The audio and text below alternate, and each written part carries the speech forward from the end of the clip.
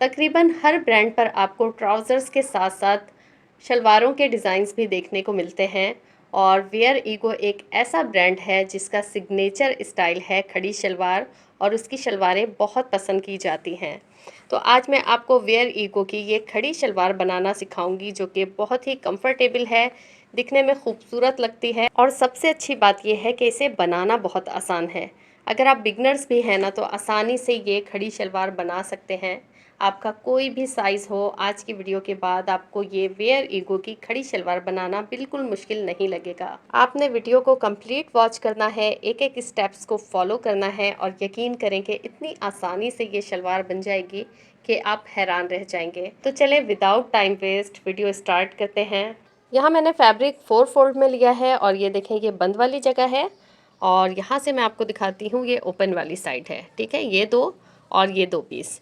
Fabric ये चौड़ाई में ज़्यादा था, तो ये मैंने एक्स्ट्रा भी कट नहीं किया है। हम जब कटिंग करके निकालेंगे ना शलवार को, तो यहाँ से हमारे पास और एक्स्ट्रा कपड़ा बच जाएगा, जो कि हमारे काफ़ी काम आ सकता है। तो अभी इसलिए मैंने पीस कट करके नहीं निकाला है। यहाँ से ये लंबाई वाली जगह है, और ये इस तरह से चौड़ाई वाली जगह है। ठीक है, तो लेंथ मैंने किस हिसाब से ली है ये देख लें।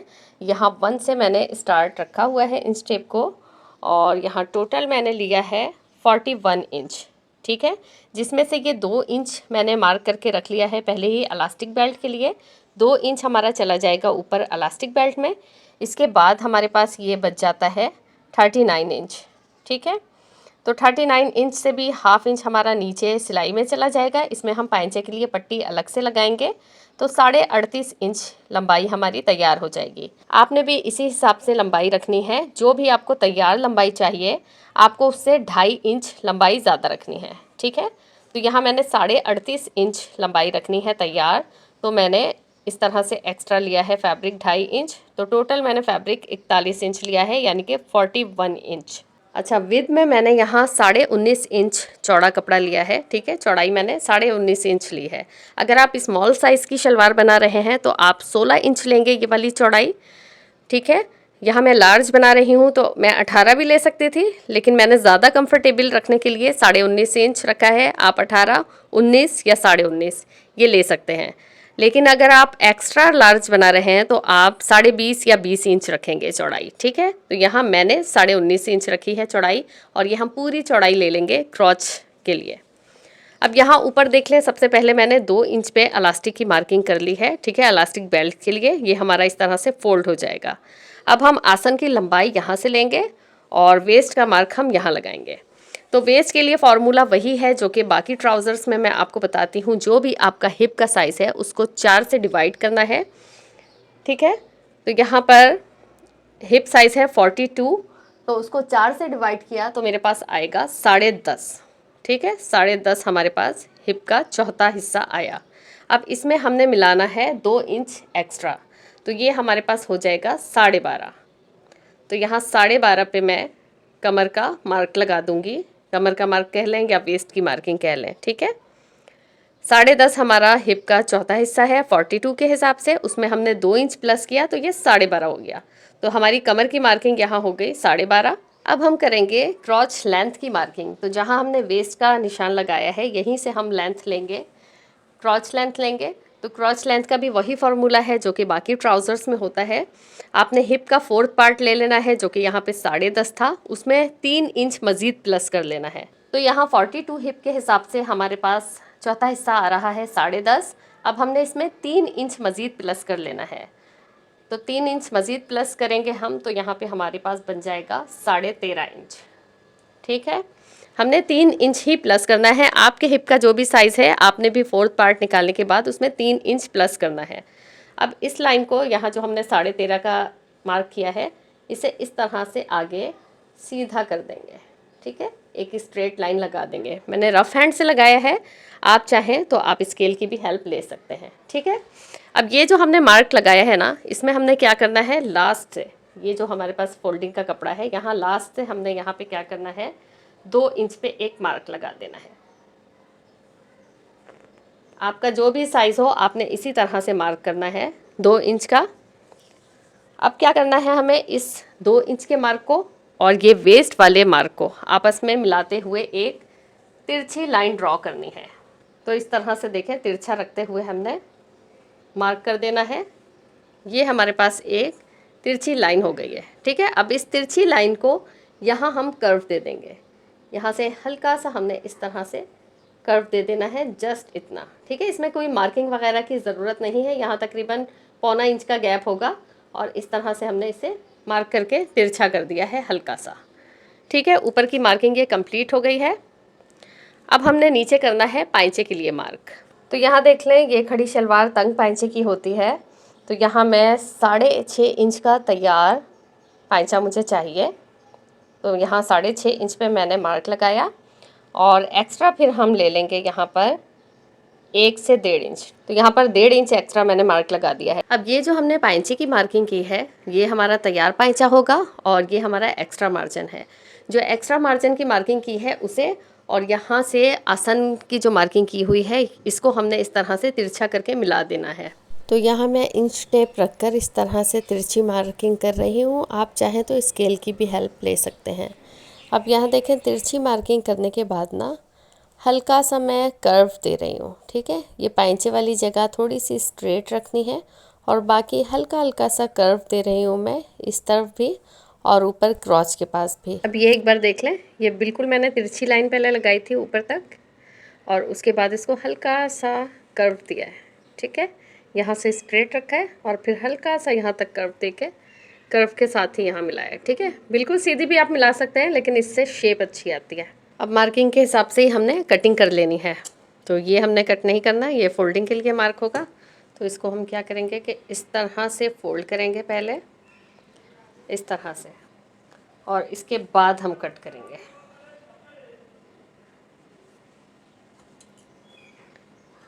इस तरह से।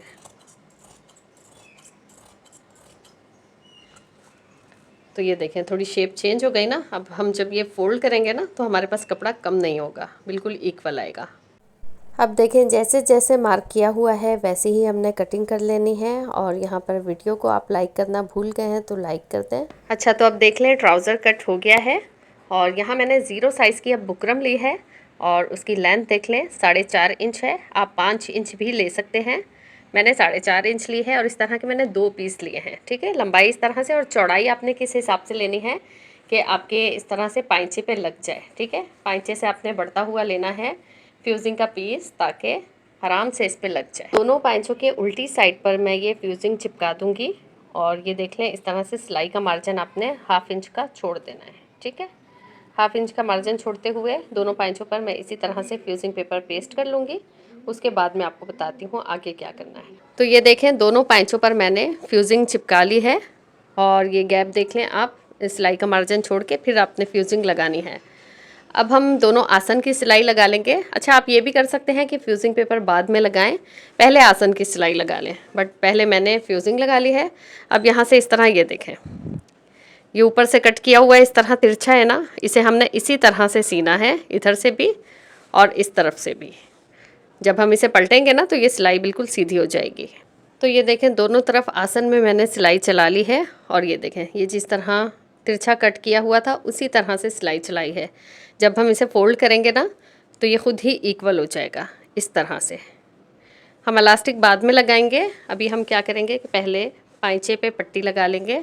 तो पाइंचे के लिए मैंने 2 पट्टियाँ इस तरह से कट करके रखी हुई हैं, जिसकी चौड़ाई पाइंचे के बराबर है। इस तरह से ये देख लें, बिल्कुल इक्वल करके मैंने कट किया है।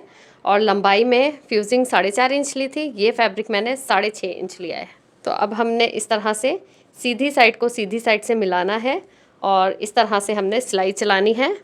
जो एक्स्ट्रा फैब्रिक बाहर है फ्यूजिंग के, यहाँ से सिलाई चलानी है बिल्कुल फ्यूजिंग पेपर के साथ साथ। तो इसी तरह से दोनों पाइंचों में सिलाई चलाएंगे और फिर इसे अंदर की तरफ पलट देंगे। तो ये देखें, शलवार के फैब्रिक को और पट्टी को हमने साथ में मिलाते हुए बिल्कुल फ्यूजिंग के किनारे किनारे पर सिलाई चलानी है। फैब्रिक में मार्जिन रहना चाहिए और इसी तरह से हमने दोनों पाइंचों पर स्टिच कर लेना है। तो देखें, दोनों पट्टियों में मैंने सिलाई लगाई और इसे इस तरह से अंदर की तरफ पलट दिया और आयरन कर लिया अच्छी तरह से पहले यहाँ। फिर यहाँ का भी जितना एक्स्ट्रा फैब्रिक था ना, उसे फोल्ड कर दिया जितना के फ्यूजिंग पेपर था, ठीक है। बिल्कुल फ्यूजिंग पेपर के इक्वल करके फैब्रिक हमने बाकी का अंदर सारा फोल्ड कर देना है। अब हमने क्या करना है, एक सिलाई हम इस किनारे पर चलाएंगे और एक सिलाई इस किनारे पर चलाएंगे, ठीक है। तो बिल्कुल कॉर्नर कॉर्नर पे हमने एक एक सिलाई चला लेनी है। अच्छा, आप चाहें तो यहाँ पर जिस तरह पाइचों की सिलाइयाँ लगती हैं एक एक फुट के गैप पे, सारी सिलाइयाँ भी चला सकते हैं, बट मुझे वो सिलाइयाँ पसंद नहीं हैं, इसलिए मैं ये एक एक सिलाई चलाऊँगी सिर्फ नीचे और ऊपर। तो यहाँ देखें, बिल्कुल फैब्रिक के कॉर्नर कॉर्नर पर सिलाई चलानी है, पाइचे के नीचे भी और पाइचे के ऊपर की साइड भी। सिर्फ 2 सिलाइयाँ मैं लगा रही हूँ। अच्छा, वीडियो को अभी भी अगर लाइक करना भूल गए हैं तो जल्दी से वीडियो को लाइक कर दें, और चैनल को सब्सक्राइब नहीं किया है अब तक तो सब्सक्राइब भी कर दें और साथ बेल आइकन भी प्रेस कर दें। अगर एक एक चीज़ डिटेल में सीखना चाहते हैं ना, तो आपने मेरे चैनल का विज़िट ज़रूर करना है और बाकी वीडियोज़ भी ज़रूर देखनी है।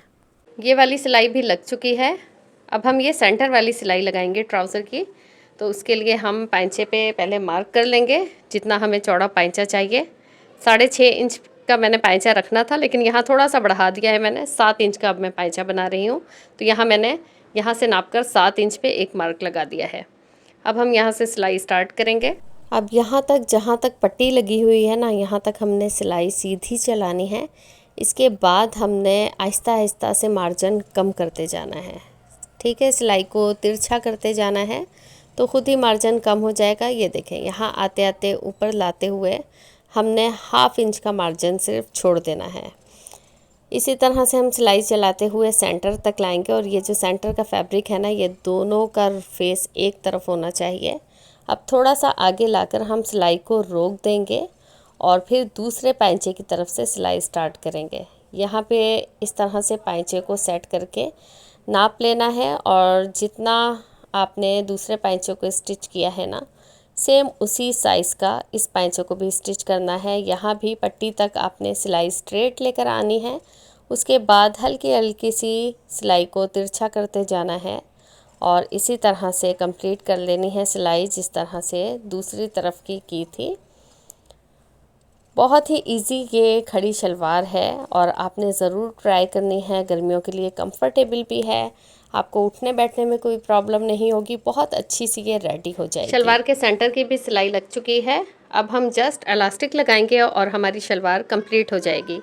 तो इलास्टिक लगाने के लिए किसी भी एक सेंटर से हम मशीन में इस तरह से फैब्रिक को रखेंगे, और इलास्टिक की मैंने इस तरह से रिंग तैयार कर ली है। इलास्टिक के लिए जो फार्मूला ट्राउज़र्स में होता है यहाँ भी वही है। जो भी आपकी कमर का साइज़ है उससे 3 इंच कम करके आपने इलास्टिक लेनी है। अगर आपकी कमर 30 इंच है तो आपने इलास्टिक 27 इंच लेनी है, ठीक है। फिर इसे इस तरह से ओवरलैप करके सिलाइयाँ चला लेनी है और एक रिंग तैयार कर लेनी है। अब इस तरह से हमने इलास्टिक को रखना है। ये सेंटर क्रॉच वाली सिलाई है और यहीं से हम किसी भी एक तरफ से इलास्टिक लगाना शुरू कर लेंगे, और ये 2 इंच फैब्रिक हमने इस तरह से फोल्ड कर लेना है।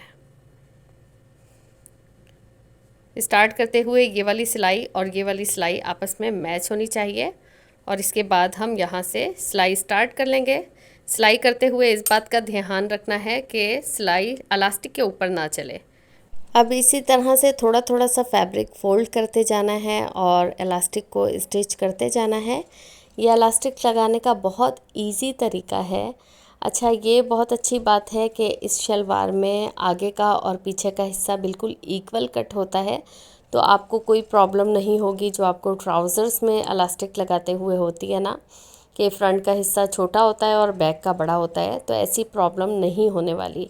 तो इसी तरह से आपने इलास्टिक को स्ट्रेच करके सेट करते जाना है और कॉर्नर कॉर्नर पर सिलाई चला के इलास्टिक कंप्लीट कर लेनी है। क्योंकि ये फैब्रिक ऊपर से सीधा है तो यहाँ कोई झोल वगैरह नहीं आएगा। फिर भी आपने ये ख्याल रखना है कि दोनों क्रॉच के सेंटर की सिलाई आपस में मैच करती हुई हो। और यहाँ बस हमारी इलास्टिक कंप्लीट होगी और हमारा ट्राउज़र कंप्लीट हो जाएगा, और फिर मैं आपको फाइनल लुक दिखाऊंगी।